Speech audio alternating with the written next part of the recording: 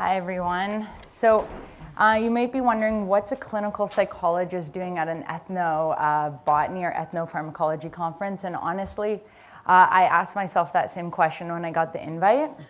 But I was absolutely delighted, and this week has been so incredibly just rich. And I think that, you know, if in the future, the next one of these, if there can be this interdisciplinary element outside of, you know, botany and anthropology and things like that, that there's immense value in that.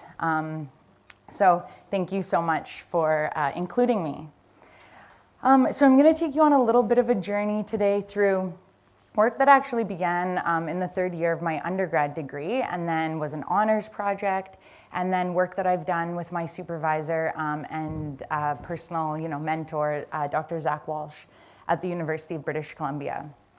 So like everything that I start out with, I started with great enthusiasm and excitement, and I was extremely naive, and I thought that I was, you know, discovering new science. I was like pushing the boundaries, you know.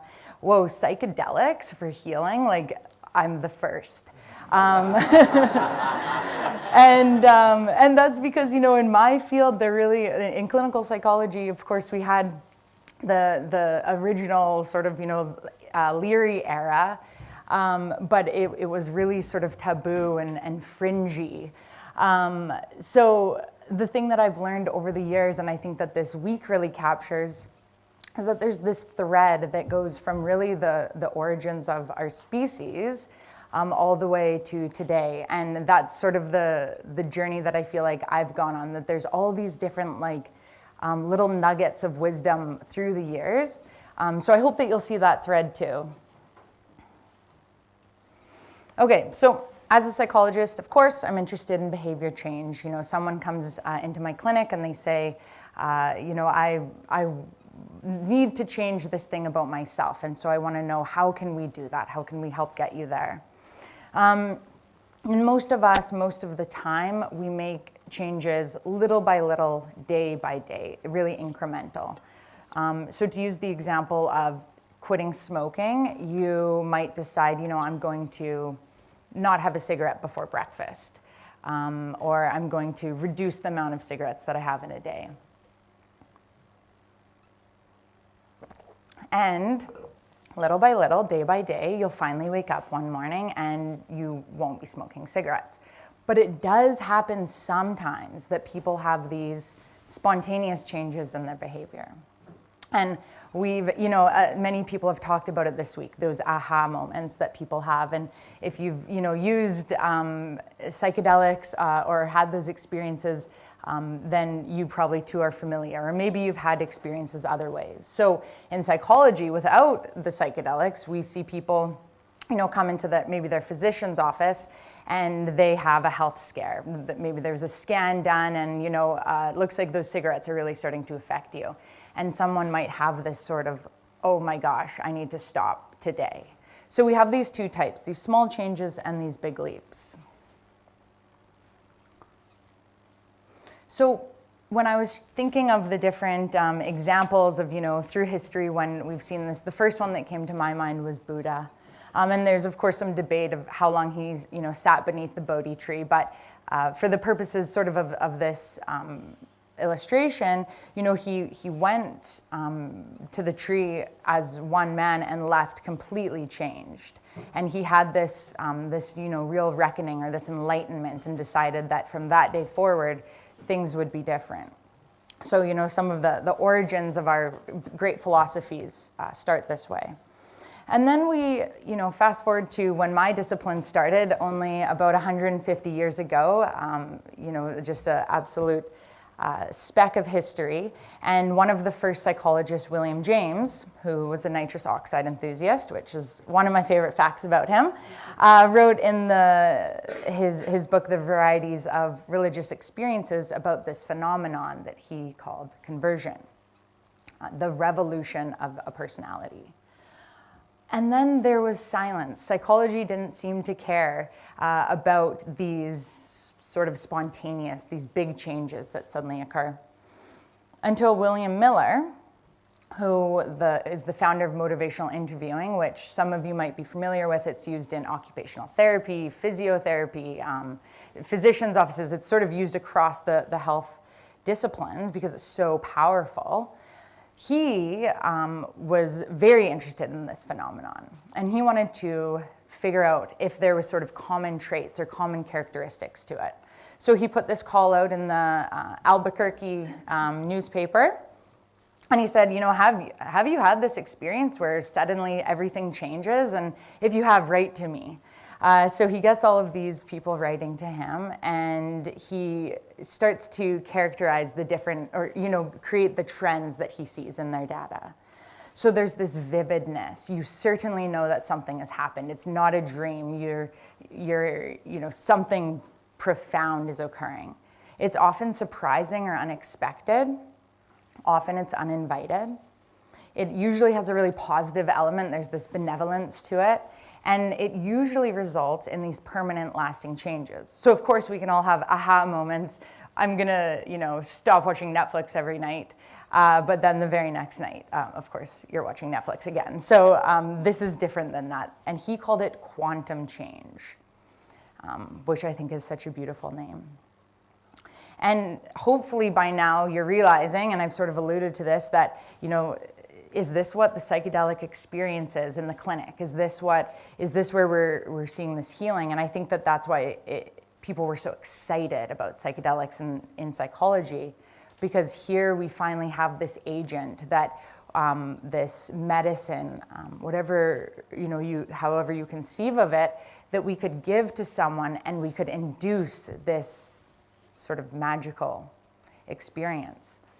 But of course, there is, you know, some tempering of that now. We know that not every single person who walks into the clinic and takes a psychedelic experiences this profound shift and profound reorganization. So I'm going to talk today a little bit about some of the clinical factors, some of the sort of like therapeutic models that hopefully we can begin to use to really work with this experience and you know, equip a client or an individual with the skills that they need to go through such a profound experience.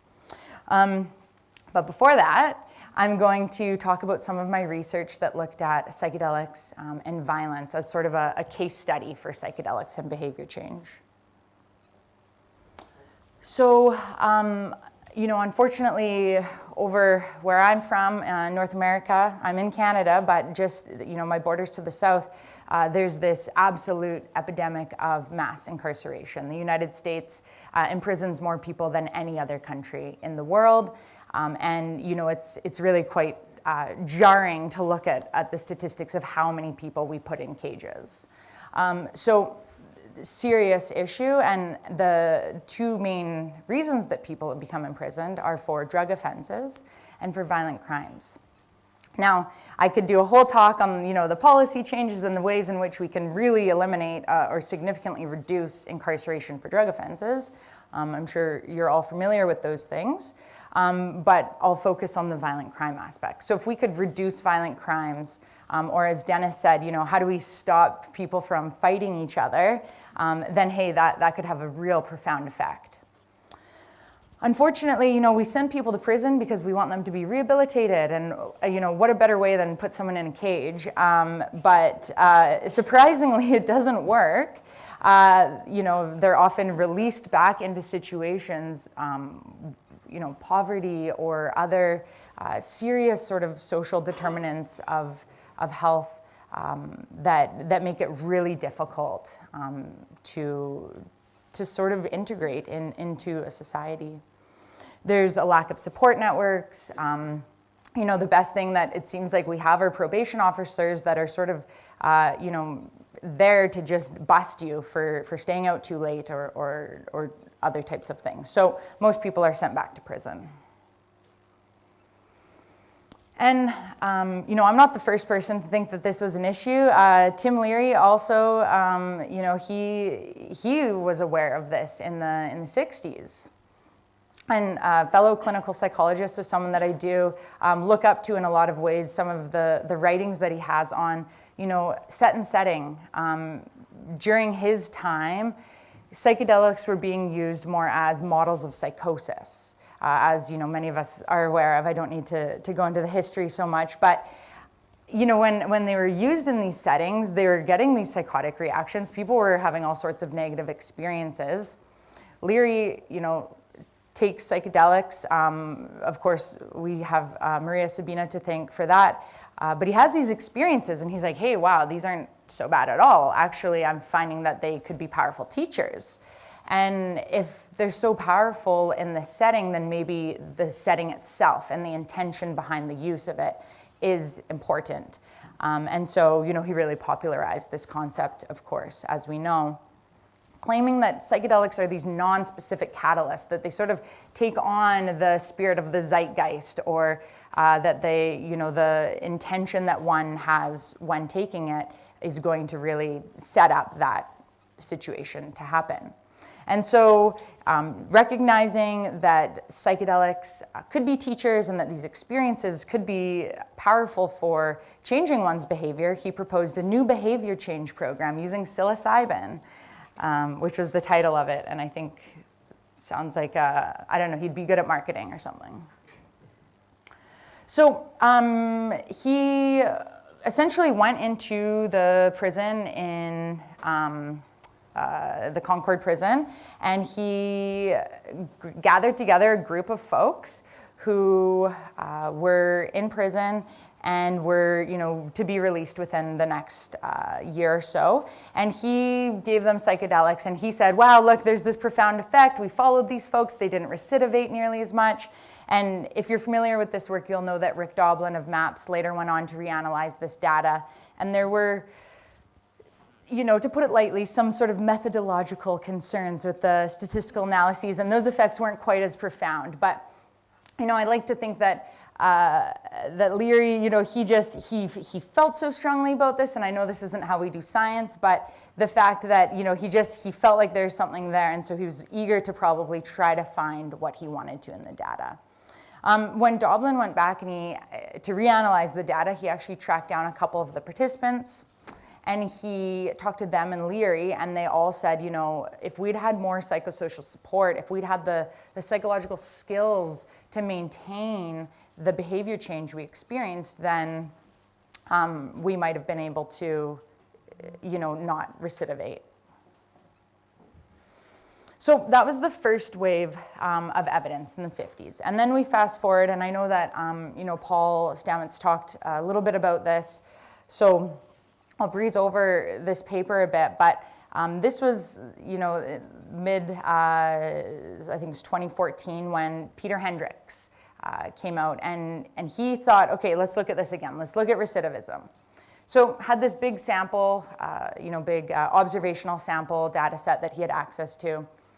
And he wanted to see if people who had used hallucinogens were less likely to recidivate. So very, sort of up high, looking down. We don't get a lot of nuance in this. He had to use hallucinogen use disorder as a proxy for naturalistic hallucinogen use. And of course, this would be, if you know anything about DSM diagnoses, the hallucinogen use disorder, you could say things like, I spend a lot of time trying to get my hallucinogens, and that would be a check against you for having the disorder. So not necessarily that this is disordered use. And he found that if you had this diagnosis, you were less likely to recidivate. You were less likely to have a supervision failure. So the predictive value of having the hallucinogen use disorder was a 0.6 odds ratio. Okay, so I was worried this was going to be a little small, but that's okay, because I really just want to bring your attention to the other factors that were associated with a greater likelihood of recidivating.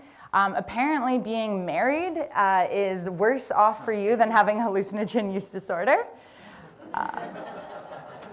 And then, of course, when we look across all the other substances, they're way more predictive of recidivating. So, with alcohol use being 1.11 odds ratio, and amphetamine use disorder being a bit higher.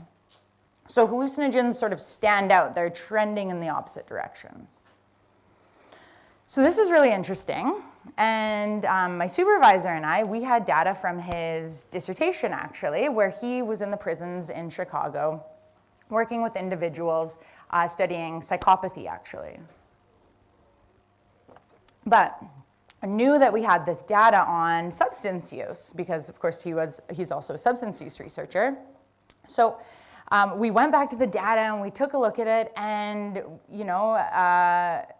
sure enough, a history of using psychedelics was made you less likely to be rearrested, but this time for a violent offense. So we were really interested, are there this whole issue of violence? If we can target that, wow, how revolutionary could that be? Like what an intervention that could be.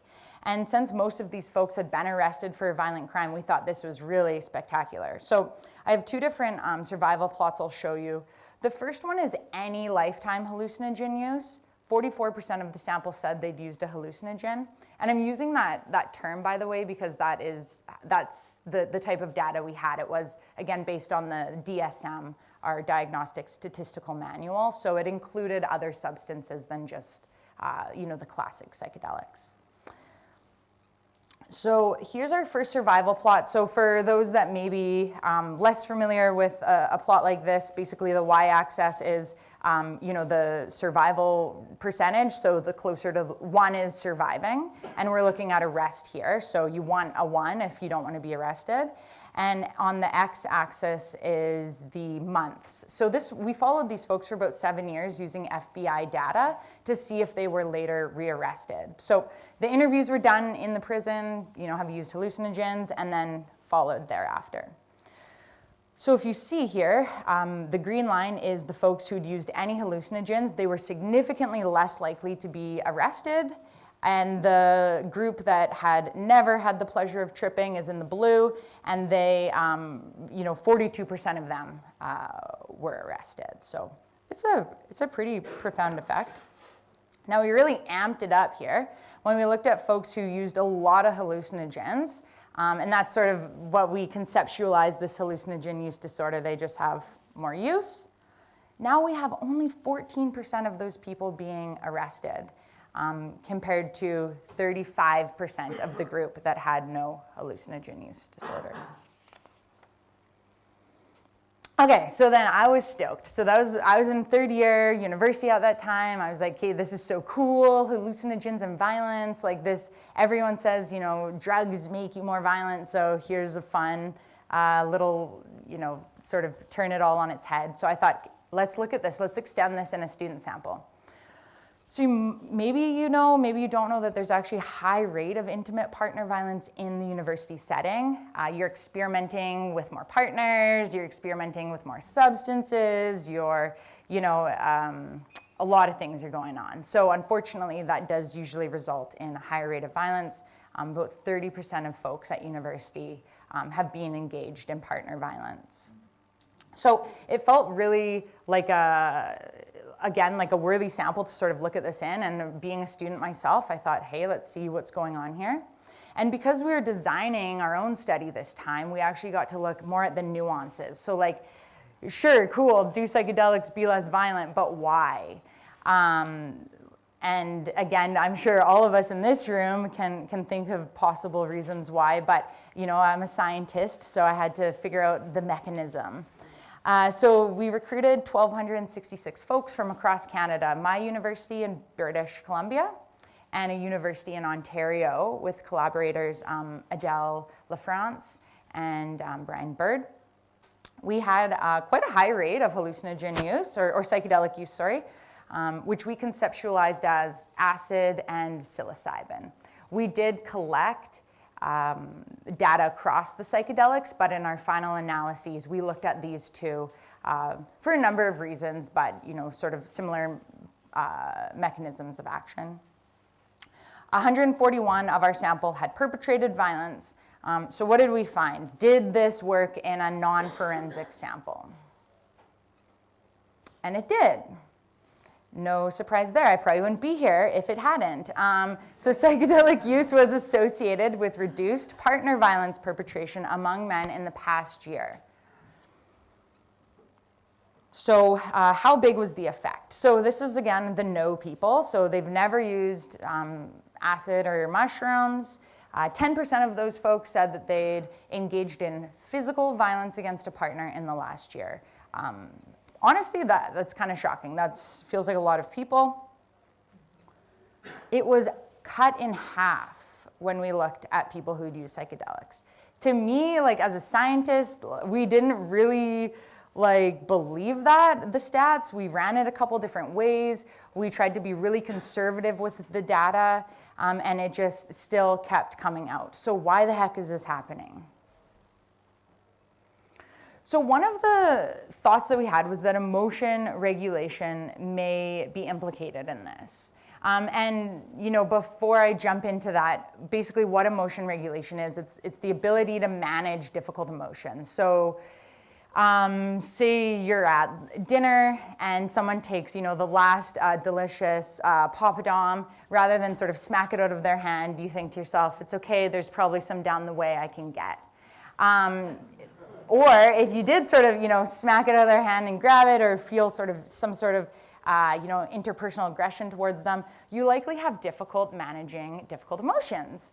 And so that would be emotion dysregulation. You can't really, it's hard for you to use strategies to sort of, tone yourself down before you actually engage in something. And we see a lot of emotion dysregulation in externalizing behaviors. So people who have a hard time with big emotions, they need to, or they let it out in other ways that aren't so healthy. So to assess that, we used an emotion dysregulation scale. So I'm going to try to not be too confusing here, but basically we assessed emotion dysregulation rather than emotion regulation. So it assessed, depression rather than happiness. But I'll try to be precise with it. So we asked these questions like, I'm confused about how I feel. So that would reflect emotion dysregulation. Or when I'm upset, I acknowledge my emotions. So good. So of course, we know that there's this relationship. But what happens when we add in emotion dysregulation? And I'm sorry, I didn't put the coefficients in here, but I have them if you're interested. So we found that when we looked at lifetime psychedelic use and emotion dysregulation, that they were associated. If you'd use psychedelics, you had significantly less issues with emotion regulation. And when we looked at partner violence, you had significantly more issues with partner violence when you were more emotionally dysregulated. So we found that this actually fully mediated the effect. It's not a proper mediation model because, of course, it's cross-sectional data, but nonetheless, this relationship did seem to account for a lot of the effect. And so I wish that we had named the study Trippin' Out instead of Flippin' Out. That was some of the coverage that we got, so I had to include it. But essentially the preliminary evidence, Leary's studies, it was mixed. There was a signal that something was happening, but the issues of, tripping in a prison, that may have had something to do with it, who knows? And then, of course, all the post-release support and psychological skills. But this newer work from Hendricks and my supervisor, Zach Walsh, and myself, we started to see, okay, yeah, no, we're onto something here. There is something going on. We now had an idea of the potential mechanisms. So as, putting on my clinical psychologist hat, I got into grad school and I thought, okay, what can we do with this? So before I tell you what we can do with it, I'll just give you the 5-second history of behavior therapy. So essentially, behavior therapy is the dominant theory in the 50s, and it really looks at, human beings, we're animals. All we're doing all day long is responding to reinforcements and punishments in our environment. We want to, extinguish the negative behaviors, and we want to promote the positive behaviors. But your personality, means nothing. Your language means nothing. Your emotions, cognitions, none of that matters because you're simply an animal responding to your environment. Then the cognitive therapies came around. We started to think, hey, maybe there's something going on in the mind. Imagine that. And the cognitive therapies are still used a little bit today. I'm sure you've heard of CBT, or cognitive behavior therapy.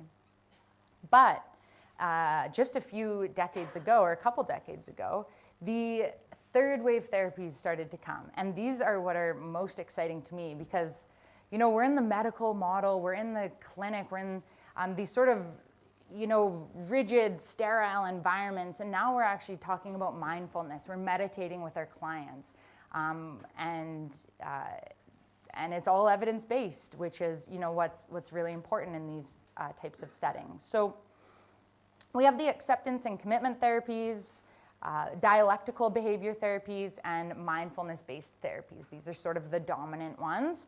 And you'll probably start to see that these are heavily influenced by Zen Buddhism, Eastern philosophies, the dialectic. Two opposing truths can exist at once. These types of things are really novel for the client.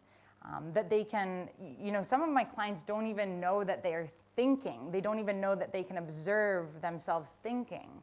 So that's what we're working at. We're really teaching these core fundamental skills. And we're building metacognitive capacity. I think maybe it was Bruce that talked about this yesterday, but just this ability, or Alex perhaps, this ability to observe one's thoughts and the importance of that skill. So this is essentially the theoretical model behind ACT, and I just use it here as an illustration to show that, again, these ideas, these sort of paths to healing, paths to wellness, they shouldn't be new to you. Many different people over many different times have arrived at this same place. So this is the model of suffering. We're preoccupied with the past or the future. We're not connected with the present. And maybe you might recognize, hey, this also looks familiar to maybe what happens during a psychedelic experience. So we encourage clients, get in contact with the present moment. Rather than feeling a lack of direction, get in touch with your values. What drives you? What's your compass? How do you know where your true north is? And when people start to, move through these phases, they find that they're no longer stuck, that they can, begin to proceed with a life that's driven by these values. They become less fused with thought. And one of the sort of most important elements, perhaps, is that they stop avoiding pain and suffering. Again, going back to the Buddha, he was sheltered and protected from the pain and the suffering. And when he realized, oh crap, I too am going to suffer, that was a profound, experience for him. So this is the model of psychological flexibility, which is where we want to be able to move with ourselves and our clients. So this is the final paper that really draws on that work. So these therapies, they promote things like emotion regulation. They promote things like mindfulness. So can we possibly use these elements that are really profound in therapy that also seem to happen and occur when we use psychedelics? Is it possible that we could marry the two of these things and really, it's like the Stamets stack of therapy. It's like, hey, we got these two things that are actually way better together than on their own. And I'm not asserting that this is the only way that we can do therapy with psychedelics. I'm just saying that, it's exciting as a clinical psychologist that these are the gold standards, and they merge so well with psychedelics. So perhaps, the reemergence of psychedelics and the emergence of these therapies occurring at the same time, well, maybe that's sort of magical. And one of as I've mentioned, a core component is that we encourage folks to stop avoiding suffering. Stop, what you resist persists. We want people to be able to tolerate those experiences. And so could it be, and this isn't captured in this study, but could it be that the psychedelic experience is like a in vivo experiential suffering experience? Could it be that, the going through that experience and perhaps the challenging aspects of it, could that be like almost a learning trial for a client? And wrapping up here now, I have an excerpt from this great book that's for sale out there. that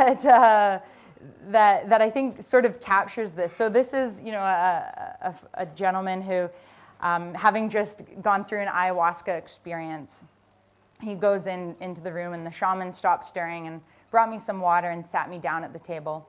"Did you suffer?" he asked.